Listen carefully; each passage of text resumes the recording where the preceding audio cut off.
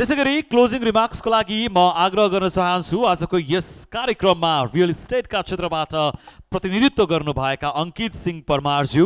विशेष गरी हामीले आज फर्स्ट होम बायरका विषयमा धेरै जिज्ञासाहरू समेट्ने कोसिस गर्यौँ, तर केही विद्यार्थी भाइ बहिनीहरूले क्लोजिङ रिमार्क्स सँगसँगै रेन्टका विषयमा पनि सठिकमा भनिदिनको लागि आग्रह गर्नुभएको छ। विशेष गरी रेन्टमा कुनै प्रपर्टीमा बस्दा तपाईको रेन्टमा बस्ने त्यहाँको रेन्टमा बस्ने साथसाथै रियल इस्टेट र ओनर यो तीनवटा क्षेत्रको कस्तो भूमिका हुन्छ र नेपालमा जस्तै असहज लागेको बेलामा अब तिमी छोडेर जाऊ अथवा नबसन नेक्स्ट मन्थदेखि भन्ने खालको अथवा नोटिस एकदमै सर्ट रूपमा आउन सक्छ। त्यसरी यदि सर्नको लागि उचित ठाउँ नभइन्जेलसम्म ओनर या रियल इस्टेटले निकाल्न सक्ने अवस्था हुन्छ कि हुँदैन, यो प्रश्न सँगसँगै आजको कार्यक्रमको लागि क्लोजिङ रिमार्क्स राखिदिनको लागि म अङ्कित सिंह परमारज्यूलाई आग्रह गर्दछु।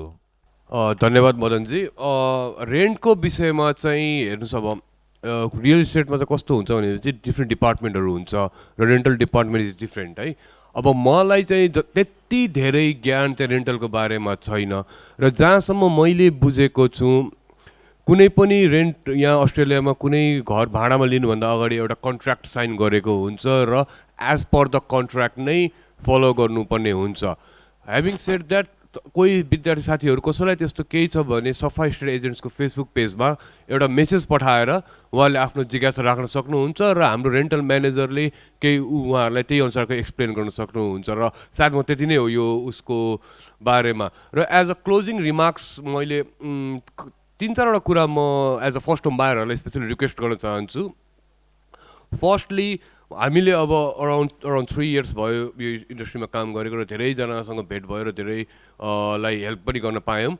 त्यो प्रोसेसमा हामीले एउटा कुरा के भेटाएछ भने चाहिँ as a first home buyer हामी चाहिँ के एक्सपेक्ट गर्छौँ र उहाँहरूलाई पनि एउटा के सजिलो भनेपछि उहाँहरूबाट क्वेसन धेरै आउँदैन। फर्स्ट कुरा as a first home buyer जति हजुरले क्वेसन गर्नुभयो त्यति हजुरलाई राम्रो हो आफ्नो लागि प्रडक्ट छान्नको लागि के चाहिँ मेरो राम्रो हो के यो यस्तो हो र आफ्नो एउटा ड्यु डिलिजेन्स र रिसर्च चाहिँ गर्नुपर्छ। अनि अर्को चाहिँ अब साथीले यो गर्यो भन्दैमा आफूले नै त्यो गर्नुपर्ने जरुरी हुँदैन कि आफ्नो रिक्वायरमेन्ट आफ्नो बजेट अनुसार के फिट हुन्छ त्यो अनुसारको आफ्नो अर्को घर या युनिट के लिने त्यो अनुसारको सल्लाह गर्नु पर्यो। र हजुरलाई अब केही त्यस्तो केही क्वेसन छ केही रियल इस्टेट बारेमा या कतैबाट केही लिँदै हुनुहुन्छ केही बुझ्नु मन छ भने you can call any of our 20 agents र हाम्रो फेसबुक पेजमा पनि हजुरले मेसेज पठाउन सक्नुहुन्छ र one of who ever is available हजुरलाई कन्ट्याक्ट गर्नुहुन्छ। र त्यही हो एज अ फर्स्ट होम बायरहरूलाई अब यो सिचुएसनमा यो प्यानिक हुनुभन्दा पनि मेन कुरा आफ्नो ड्यु डिलिजेन्स गर्नुहोस्, मेन आफ्नो राइट क्वेसन्स गर्नुहोस् र आफ्नो रिक्वायरमेन्ट गर्नुहोस् र hopefully will be able to help you in the future. Thank you.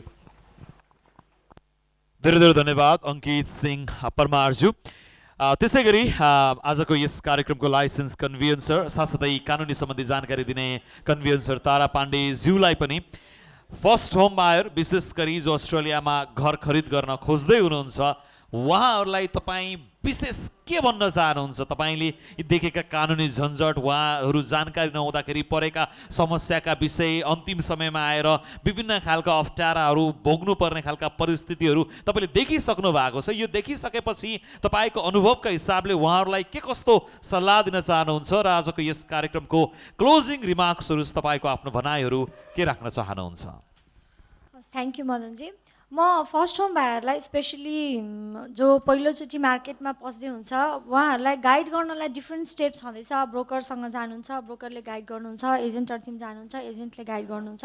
तर म सबभन्दा पहिला चाहिँ के भन्न चाहन्छु भने तपाईँले त्यो 0.25% हाल्नभन्दा पहिला र कन्ट्र्याक्ट साइन गर्नभन्दा पहिला सक्नुहुन्छ भने घर हेर्न जानभन्दा पहिला पनि एकचोटि सोलिसिटरलाई अथवा कन्भेन्सरलाई फोन गर्नुहोस् अनि सोध्नुहोस् कि पहिला सुरु त्यो प्रिलिमिनरी चेक हुन्छ जुन एज अ लाइसेन्स कन्भेन्सर मैले गर्छु आफ्नो सोलिसिटरलाई आफ्नो क्लाइन्ट्सहरूलाई कि तपाईँहरूको भिजा स्ट्याटस के छ, तपाईँहरूको एज, तपाईँहरूको प्री कन्डिसन्सहरू, जस्तो अब अस्ट्रेलियामा सामान घर किन्नु भयो कि नै, कुन भिजा स्ट्याटसमा हुनुहुन्छ, म्यारिड अनम्यारिड के छ तपाईँहरूको सिचुएसन, त्यो विषयमा सबै कुरा गरेर र कन्ट्र्याक्ट साइन गर्न र घर हेर्न जानभन्दा पहिला मैले यो फलाना फलाना घर हेर्न जान थालेको छु, एकचोटि कन्ट्र्याक्ट हेरिदिनु भन्नुहोस्। कन्ट्र्याक्ट हेरेर कन्ट्र्याक्टको विषयमा जानकारी भइसकेपछि अब तपाईँ घर हेर्न जाँदाखेरि तपाईँले चाहिँ त्यो घर इन्सपेक्सन गर्ने बेलामा के हेर्न पर्छ त्यो कुरा जान्न पनि एकदम जरुरी छ। बिकज हामीले त्यो 0.25% हेर्न जानभन्दा पहिला जब घर इन्सपेक्सनमा जान्छौँ हामीले त्यतिखेर जे हेर्छौँ त्यही नै हामीले त्यो सब्जेक्ट टु वेयर एन्ड टेयरको त्यही कन्डिसनमा हामीले सेटलमेन्टमा पाउँछौँ।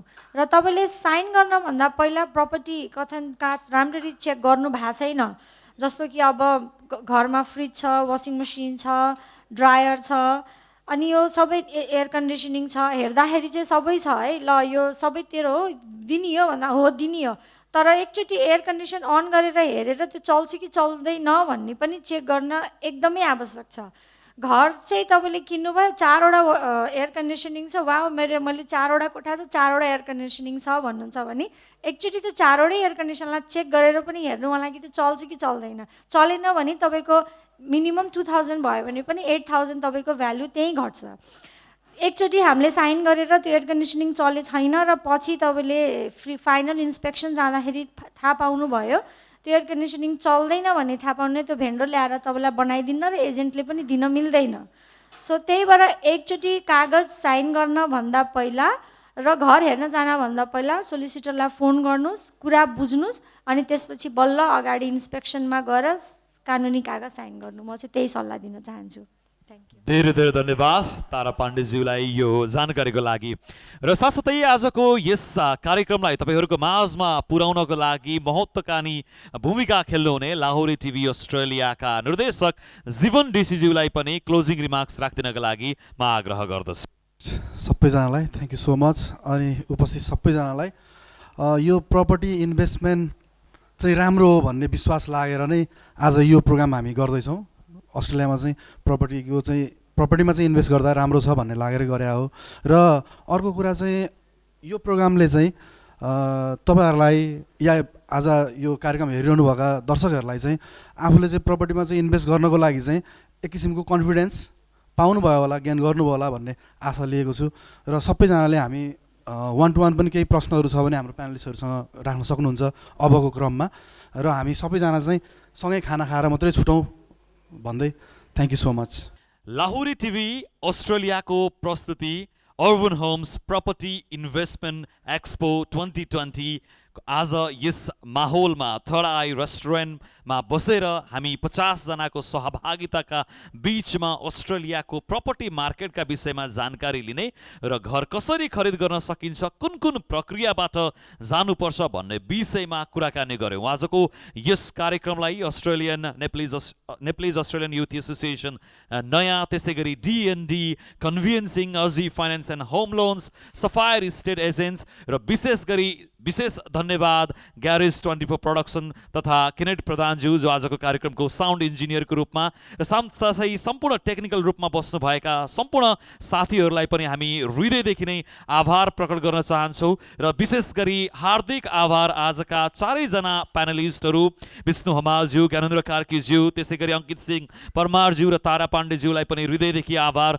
यो जानकारीका लागि। र यस कार्यक्रममा प्रत्यक्ष रूपमा उपस्थित भएर आफ्ना प्रश्न राख्नुभयो, प्रश्न नराखे तापनि आफ्ना जिज्ञासाहरू अरूले उठाउँदाखेरि ती जिज्ञासाहरूलाई सुनेर मनन गरेर आगामी दिनमा अब अस्ट्रेलियामा मैले यदि प्रपर्टी इन्भेस्टमेन्ट गर्दैछु, घर खरिद गर्दैछु भने कुन प्रक्रियाबाट म जानुपर्छ, कस्ता कानुनी चिजहरू मैले ख्याल गर्नुपर्छ, बिल्डिङ गर्दैछु भने बिल्डिङ गर्दाखेरि बिल्डर चयन गर्दा के कुरामा ख्याल राख्ने, रियल इस्टेट एजेन्टसँग कसरी डिल गर्ने, कुन चिजमा चाहिँ ख्याल राख्ने, र साथसाथै लोनका प्रक्रियाहरू के हुन्छन्, र मेरो भिजा स्टाटस, मेरो आम्दानी, मेरो भविष्यका योजनाहरूले पनि कसरी फरक पार्छ लगायतका विषयमा जानकारी दिने कोसिस गर्यौँ आजको कार्यक्रमको माध्यमबाट। र आशा छ समस्त दर्शकहरू जो पोटेन्सियल होम बायर हुनुहुन्छ, नभए तापनि अस्ट्रेलियामा नरहेर नेपालमै बसेका अभिभावकहरूले पनि आफ्ना सन्ततिहरू कुन प्रक्रियाबाट जानुपर्छ भन्ने विषयमा जानकारी लिनुभयो होला भन्ने आशा गर्दछु र लाहुरी टेलिभिजनले बेला बखतमा यस्तै समसामयिक र आवश्यक विषयहरूमा बहस र अन्तर्क्रियाको यो माहौललाई जारी राख्नेछ। आज सहभागी हुने तपाईँ सम्पूर्णलाई हृदयदेखि नै आभार प्रकट गर्दै आजको यस कार्यक्रम प्रपर्टी इन्भेस्टमेन्ट एक्सपो यही समापन भएको घोषणा गर्दछु। हवस्, नमस्कार, धेरै धेरै धन्यवाद।